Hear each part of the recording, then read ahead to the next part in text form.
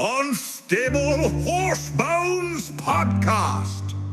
Alan and Frank. Let's see. Are we live? I think we're live, Frank. Aye. See the red light, Alan. We're golden. All right, folks.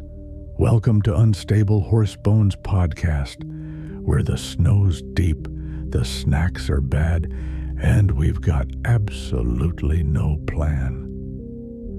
I'm Frank Seabear, Uber driver, chaos carpet, someone who once tried to cook a turkey with a thermite cutting torch, and the guy who's probably gonna freeze solid tonight. And I'm Alan Durbin, accountant by day, snow shoveler by necessity, and your guide to the finer points of Saskatchewan plant life. Also, the guy who begged Frank not to use said, thermite torch. Hey, that was innovative cooking. You gotta respect the hustle. You set the backyard on fire, Frank. Insignificant minutia. Anyway, welcome to this experiment our poor life choices led us to. It'll be a disaster. It's not a disaster. It's a charming work in progress. Same thing. So, let's set the scene. It's a brisk minus 20 out here in Corman Park. Brisk? Frank, it's minus 30 with the wind chill. My bike tires froze to the road this morning. My fingers froze to my bike handles. That's what you get for biking in the tundra, Alan. Just buy a car like a grown-up. Oh, sure. Let me just pick up a finely tuned masterpiece like your 40-year-old Chevy Citation. Hey now, Buster. That car's a legend.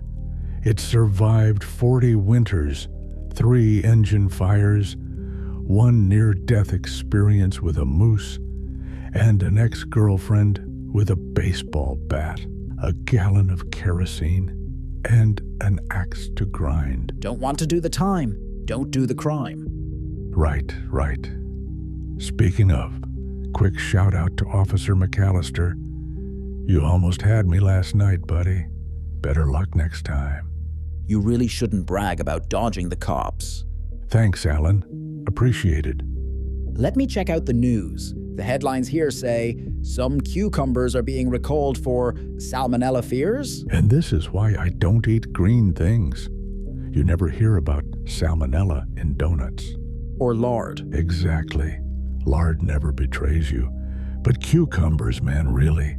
They're just crunchy water, Alan. Crunchy water. Well, they're more than that, surely. For one, they're the backbone of a good tzatziki. Oh, wow.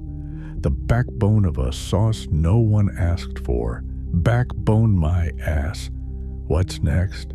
Lettuce being the coccyx of salad dressings. Lettuce adds texture. Lettuce adds regret. Speaking of regrets, how many snow shovels do you own now? 3. Backup for the backup. Si vis pacem para bellum, as the Latinos used to say. You never know when a shovel might betray you. You keep saying that. I know what the word means, but I have no idea what you mean when you use it. Like when they crack mid-snowbank, or when you lean on one and it just folds. Traitors. Or maybe you're just buying garbage shovels. Or maybe they're cursed. On the topic of curses, you remember that guy at Canadian Tire last year? The one yelling about haunted ice scrapers. A suspiciously jumpy fella with hair that hadn't been washed since the midwife handed him back to his mum, running around in his Max and Ruby underpants, growling and hissing at the Wunderbaum display and yelling that the scrapers were possessed by the spirits of people who died in freak Zamboni accidents, or something in those lines. Exactly. And you know what?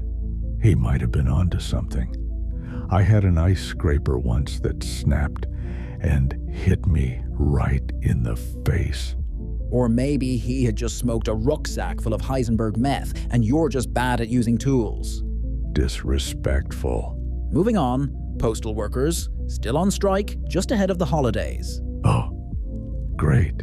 There goes my plan to mail glitter bombs to random addresses. Why would you do that? Chaos, my dear Alan. Chaos. is its own reward.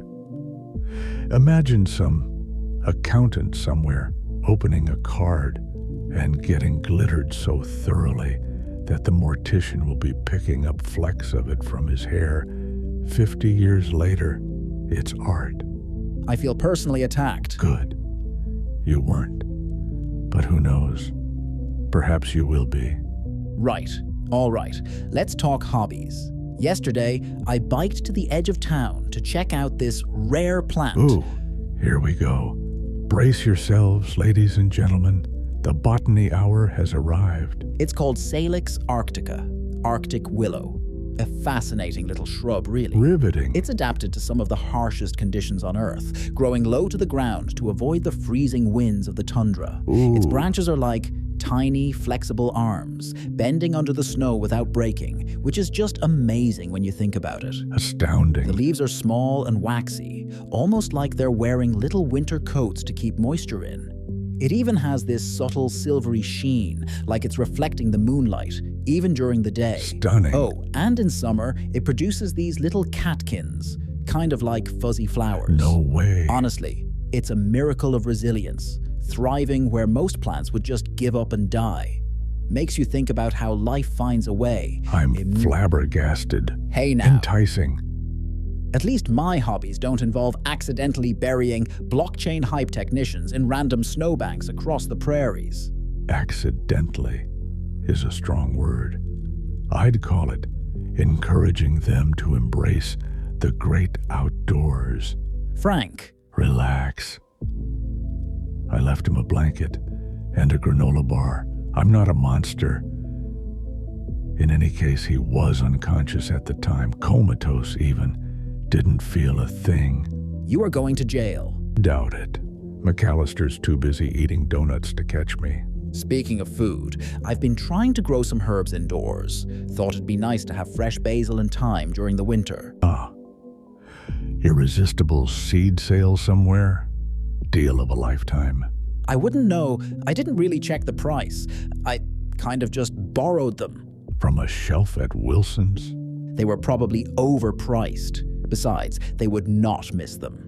It's not like the store owners standing there, doing inventory and thinking, oh no, where's that one packet of thyme seeds? Honestly, I'm doing them a favor. Less clutter for their shelves. And technically, it's not stealing if I'm going to use them to grow something beautiful, right? It's like a contribution to the ecosystem or something. The way your brain works is fascinating. Pot, kettle. Kettle, pot. Let's talk band practice. For our listeners, Alan and I have a band called Trio Rectile Remodeling. I beat up drums. Alan strangles a guitar.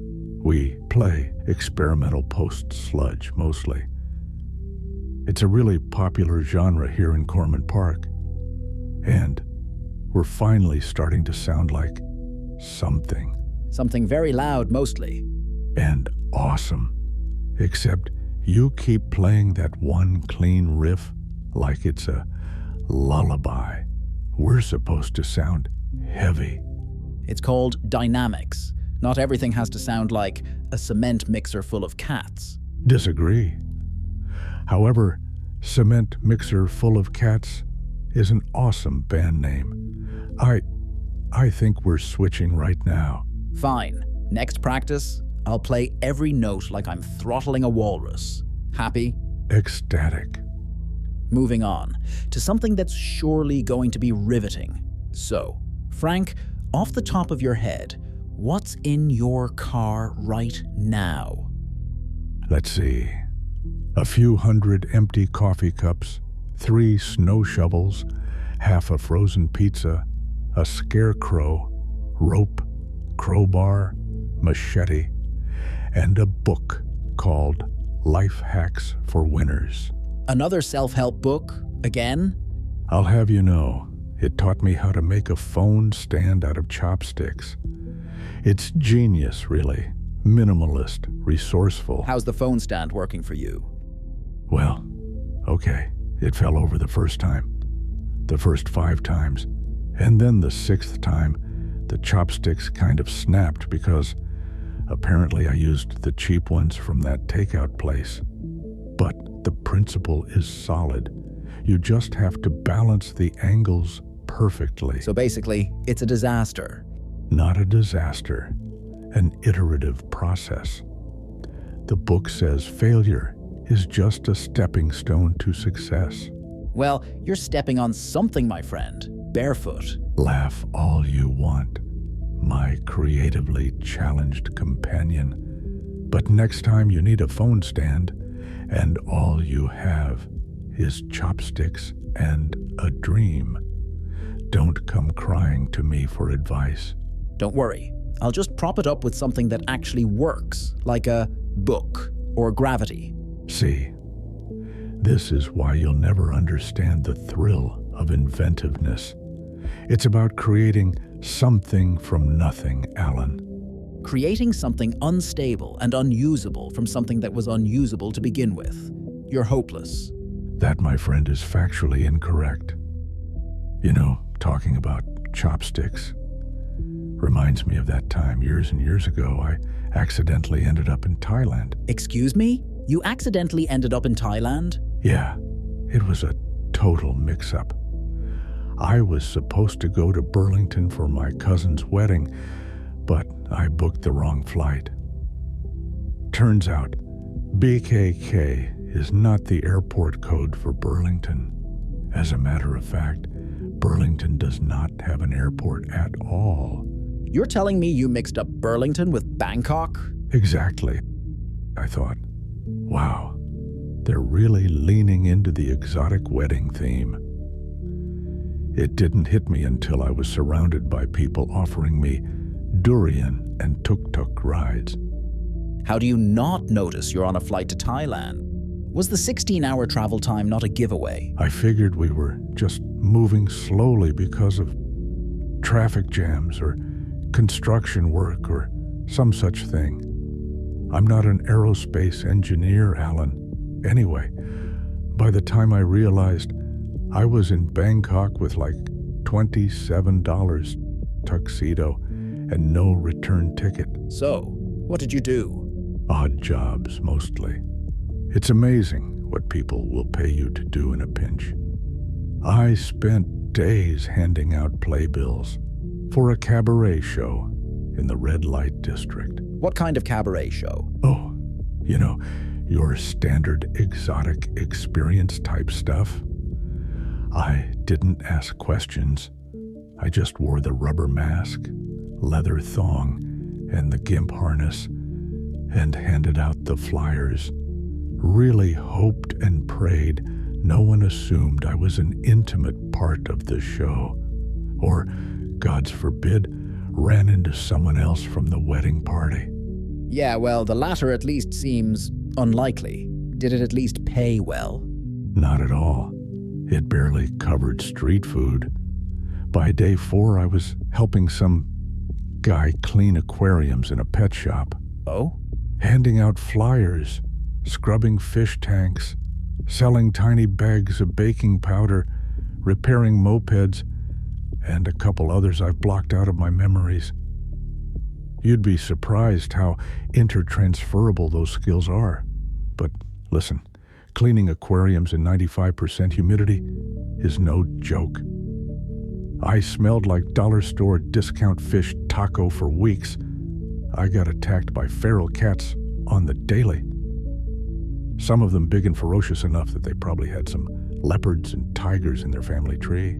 So what was the plan here? Work day and night until you could afford a ticket home? Yeah, pretty much. I mean, I also tried to sell my watch, but apparently genuine fake Rolexes don't fetch much in Thailand. The tuxedo was worth a nice chunk, and I already had my cabaret outfit to fall back on. Much more suitable for the weather, too. Breezy, even. I can picture that, and I don't like what I see. Anyway, I finally scraped together enough for a standby ticket back to Canada. I spent the whole flight back sandwiched between two family-sized sumo wrestlers who were apparently on their way to some international competition in Moose Jaw. My ribcage has been severely deformed ever since. Sweet Jesus. After what felt like everlasting medieval torment, I eventually landed on Canadian soil and got immediately arrested at the airport for public indecency. The gimp harness was all I had left. Those feral cats had eaten the thong long before. Oh boy. So, in the name of educational content, what's the moral of this story? Always double-check your airport codes. If you're a cabaret usher in Bangkok, don't wear your work uniform to a bar. And if you do, when a Danish gentleman named Asbjorn wobbles towards you in an assless panda costume and offers you a drink, leave it on the table and run. And always book the aisle seat. And don't take life advice from a sea bear. That goes without saying. Anyways, we have covered a lot of ground here and should probably wrap this up soon. Any closing thoughts? Yeah. If you see a Chevy Citation sliding sideways through a snowstorm, don't honk. Just get out of my way. And if you're a plant enthusiast, check out the Arctic Willow. It's a stunner. And on that thrilling note, thanks for tuning in to Unstable Horse Bones Podcast. We'll see you next week, or month, assuming Frank doesn't get arrested. Doubt it.